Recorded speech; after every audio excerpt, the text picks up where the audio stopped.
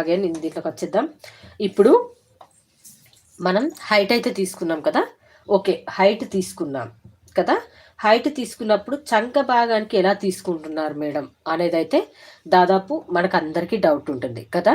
ఇప్పుడు మనము దేనికైనా కానివ్వండి, షార్ట్ హ్యాండ్స్కే కానీ అలాగే ఫుల్ హ్యాండ్స్కే కానీ దాదాపు 3 ఇంచెస్ నేను ఫింగర్స్ తోటి దాదాపు పెడతానండి. చూడండి 3 ఇంచెస్ అంటే మనకు నా ఫింగర్స్, మీ ఫింగర్స్ ఎలా ఉంటాయో తెలియదు కానీ చూడండి నాకైతే 4 వేళ్ళకి 3 ఇంచెస్ అయితే వస్తుంది. ఓకేనా.